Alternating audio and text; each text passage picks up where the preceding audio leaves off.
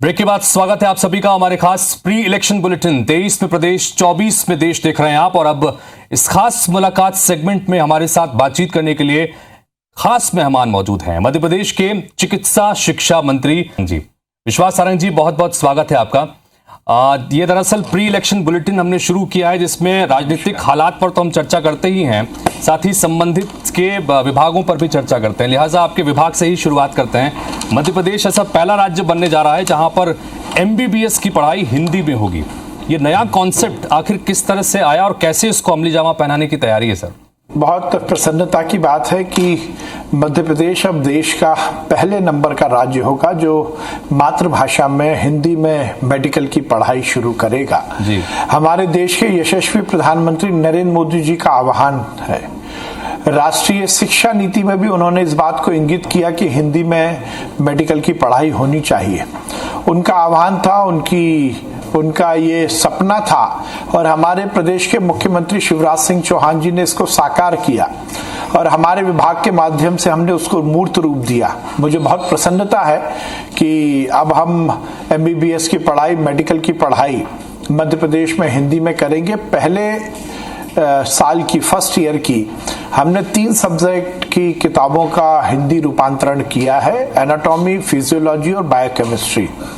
और ये तीनों किताबें हमारी बनकर तैयार हो गई हैं। 16 अक्टूबर को रविवार के दिन भोपाल में सुबह 11 बजे हमारे देश के यशस्वी गृह मंत्री अमित शाह जी के कर कमलों से हम इन किताबों का विमोचन करवाएंगे और आजादी के अमृत महोत्सव पर मध्य प्रदेश सरकार का देश को ये एक बड़ा सौगात होगी और अब हम हिंदी में मेडिकल की पढ़ाई शुरू करेंगे। जी, प्रदेश में नए मेडिकल कॉलेज खुल रहे हैं, बहुत तेजी से लगातार खोले जा रहे हैं, लेकिन 4 बड़े शहरों को अगर छोड़ें तो जो दूसरी जगह है वहां पर भी इस तरह की सुविधाओं की आवश्यकता महसूस की जाती रही है। शहडोल हो गया, सागर हो गया, बुंदेलखंड मेडिकल कॉलेज कुल मिलाकर, तो इसके संदर्भ में भी क्या कुछ रोड मैप तैयार है?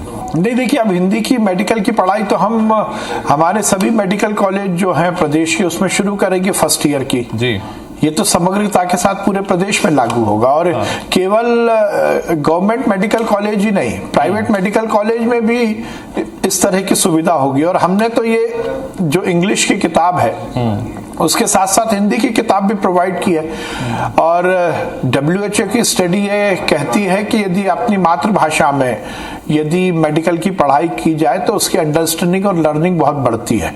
और इसी के मद्देनजर माननीय प्रधानमंत्री जी का ये आह्वान था कि हिंदी भाषी जो हमारे छात्र हैं उनको भी अब पढ़ाई हिंदी में कराई जाए मेडिकल की, और शिवराज सिंह चौहान जी ने वो सपना पूरा किया। जी, पॉलिटिकल चीजों पर बातचीत कर रहे हैं, चूंकि इलेक्शन बुलेटिन है हमारा। 2018 में सबसे ज्यादा वोट पाए थे बीजेपी ने, उसके बावजूद सत्ता से दूर रह गई थी पार्टी। इस बार क्या चुनौतियां सामने हैं और विश्वास सारंग खुद को किस भूमिका में देख रहे हैं इस 2023 के विधानसभा चुनाव में? देखिए, विश्वास सारंग तो भारतीय जनता पार्टी का कार्यकर्ता है और कार्यकर्ता की ही भूमिका में है, रहेगा।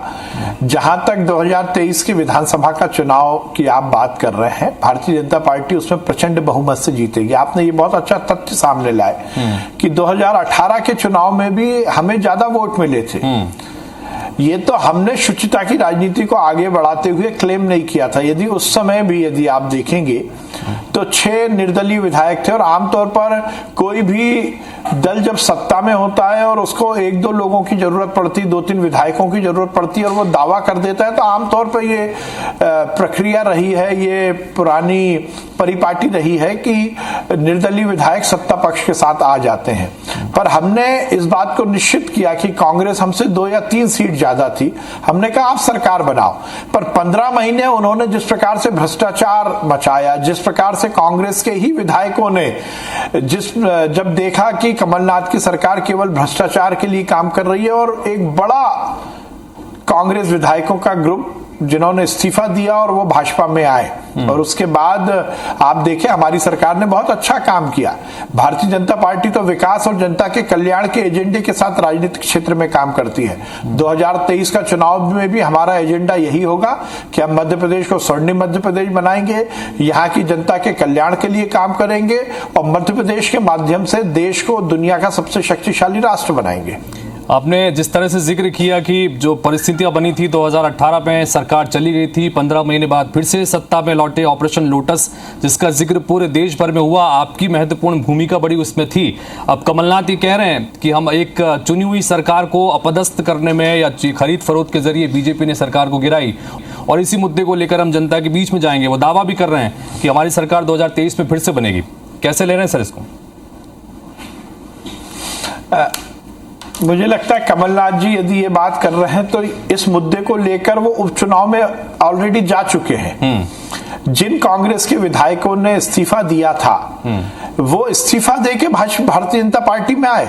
उन्होंने ताकत के साथ दूसरा चुनाव लड़ने का निर्णय लिया और क्योंकि मालूम था कि जनता उन विधायकों के साथ है जो कि कांग्रेस के भ्रष्टाचार के कारण कांग्रेस को छोड़कर आए, जो देश को प्यार करते हैं वो कांग्रेस को छोड़कर आए।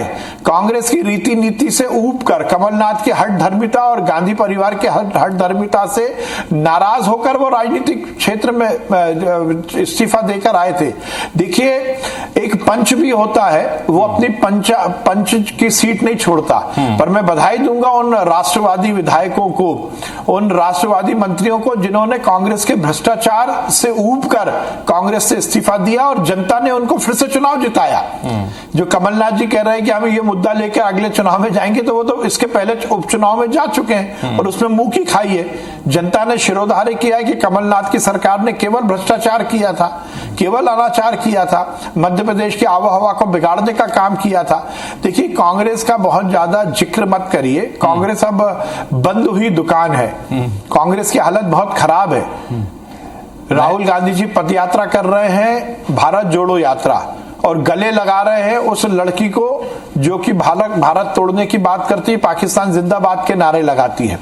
राहुल गांधी जी भारत जोड़ो यात्रा में गरीबी उन्मूलन, गरीबी हटाने की बात करते हैं और खुद 40,000 रुपए की टी शर्ट पहनते हैं। तो ऐसे लोगों के बारे में बहुत ज्यादा चर्चा करना मुझे लगता है समय बर्बादी है।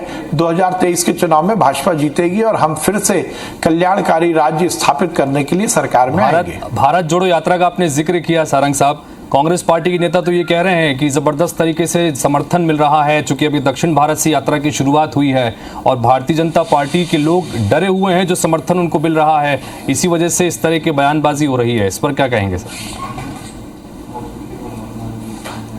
देखिए, हमें डरने की क्या जरूरत है।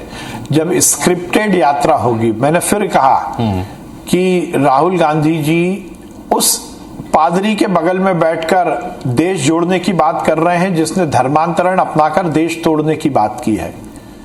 राहुल गांधी जी स्क्रिप्टेड भाषण देते हैं और स्क्रिप्टेड यात्रा चलती है। दिन में एक ऐसा फोटो खिंच जाए जो दूसरे दिन मीडिया की सुर्खियां बन जाए, इसलिए ये यात्रा निकाली जा रही है।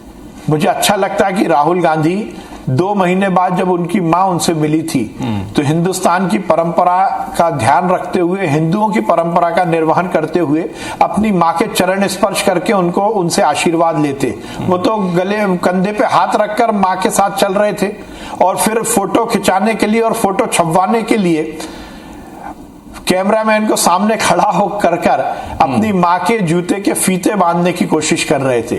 तो देखिए, ऐसे नाटक नौटंकियों से सरकारें ना बनती हैं ना राजनीति चलती है जी। ये गिमिक्स, ये छोटी शॉर्ट पब्लिसिटी की जो हरकतें हैं, ये किसी राजनीतिक दल को खड़ा नहीं कर सकती जी। अभी भारतीय जनता पार्टी के संदर्भ में बात करें, रातापानी में एक बड़ी महत्वपूर्ण बैठक हुई, 9 ही मंत्री इसमें शामिल थे जिसमें आप भी थे। रातापानी में मंथन से आगे की क्या रणनीति निकली, अगर आप कुछ बता सकें?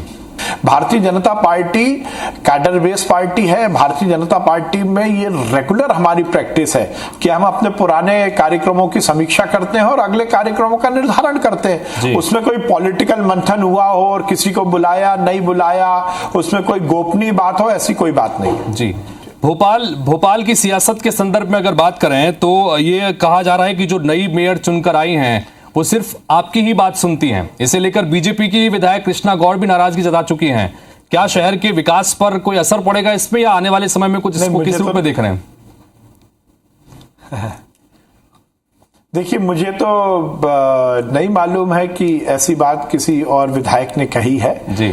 मेयर हो या हम हो या बाकी विधायक हो, हम सब भारतीय जनता पार्टी के कार्यकर्ता हैं। कोई किसी की सुन रहा है और कोई किसी की नहीं सुन रहा है, ऐसी कहीं कोई बात नहीं है जी। हम सब मिलकर जनता की सेवा करने के लिए सार्वजनिक क्षेत्र में काम करने आए हैं। जनता का कल्याण हो और प्रदेश का विकास हो, यह हम सबका एजेंडा है। ना किसी विधायक ने ऐसा कहा है और ना ही इस तरह की कोई बात सामने आई है। सारंग जी, आप युवा मोर्चा के अध्यक्ष रहे और ये कहा जाता है कि विश्वास सारंग के पद छोड़ने के बाद युवा मोर्चे में अब वो धार नहीं रही। अपनी युवा टीम को वो धार दिलाने के लिए क्या टिप्स देते रहते हैं या किस तरह से देखते हैं उनकी कामकाज को? नहीं, मुझे ऐसा नहीं लगता। युवा मोर्चा हमारा बहुत सक्रियता के साथ काम कर रहा है। मेरे युवा मोर्चा के अध्यक्ष के हटने के बाद भी युवा मोर्चा ने बहुत अच्छा काम किया है। सब हमारे छोटे भाई हैं। और देखिए, भारतीय जनता पार्टी में कोई व्यक्ति से संगठन नहीं चलता। कोई व्यक्ति कुर्सी पर है इसलिए संगठन चलेगा, ऐसा नहीं। अनवरत हमारी यात्रा है। विश्वास सारंग तो एक निमित्त मात्र है, बहुत छोटा सा मैं कार्यकर्ता हूं। जिस कार्यकर्ता को जो जिम्मेदारी दी जाती है वो उसका निर्वहन करता है। इसलिए ऐसी कहीं कोई बात नहीं है कि मेरे हटने के बाद युवा मोर्चा निष्क्रिय हो गया। मैं ऐसा नहीं मानता। सब सक्रिय हैं और बहुत अच्छा काम कर रहे हैं। 2023 के जो मिशन है, उस मिशन के संदर्भ में कई तरह की बातें होती हैं। पार्टी के भीतर से भी कई बार बातें आ रही हैं, या और जो जानकार हैं वो भी ये कहते रहते हैं कि लीडरशिप को लेकर कि चेहरा क्या शिवराज सिंह चौहान ही रहने वाले हैं या और भी कुछ नए चेहरे हो सकते हैं। दावेदारी को लेकर कई बड़े नेता दावेदारी जता रहे हैं। इस तरह की बातें भी होती हैं। इस पर क्या नहीं, देखिए, इस तरह की अभी कोई बात ही नहीं है। मुझे नहीं लगता इस तरह की कोई बात है। ये तो मीडिया की सुर्खियां बटोरने के लिए कोई भी बातें आती हैं। हाँ। इस तरह की कोई भी बात नहीं है जी। और 2023 में क्या उम्मीद कर रहे हैं, किस तरह की उम्मीद देकर चल रहे हैं? चूंकि जो पिछला प्रदर्शन था उसके संदर्भ में भी हमने चर्चा की। अभी आप लगातार मिशन में लगे हुए हैं, अब किस तरह की उम्मीद लगा रहे हैं 2023 में? भारतीय जनता पार्टी प्रचंड बहुमत से चुनाव जीतेगी, सरकार बनाएगी और हमारी सरकार के माध्यम से हम मध्य प्रदेश को मजबूत राज्य और मध्य प्रदेश की जनता को पूरी तरह से सुविधा उपलब्ध कराएंगे और ये सुनिश्चित करेंगे कि हम सब जनता की सेवा करें और जनता का कल्याण करें और प्रदेश को मजबूत करें। जी, विश्वास सारंग जी, बहुत बहुत शुक्रिया हमसे बातचीत करने के लिए, इतने महत्वपूर्ण विषय पर अपनी बात रखने के लिए। तो इस वक्त हमारे साथ में मौजूद थे मध्य प्रदेश के कद्दावर नेता, भारतीय जनता पार्टी के कद्दावर नेता और मंत्री विश्वास सारंग, जिन्होंने ये दावा किया कि 2023 में एक बार फिर से भारतीय जनता पार्टी की सरकार बनने जा रही है। शिवराज सिंह चौहान के नेतृत्व में जिस तरह से काम हो रहे हैं, इसका असर आगे आने वाले इस विधानसभा चुनाव में देखने को मिलेगा। तो इसी के साथ हमारी इस खास इलेक्शन बुलेटिन 23 में प्रदेश 24 में देश में फिलहाल इतना ही। चुनाव के एक्सक्लूसिव अपडेट्स और किसी राजनीतिक धुरंधर को लेकर हम फिर हाजिर होंगे। तब तक नमस्कार।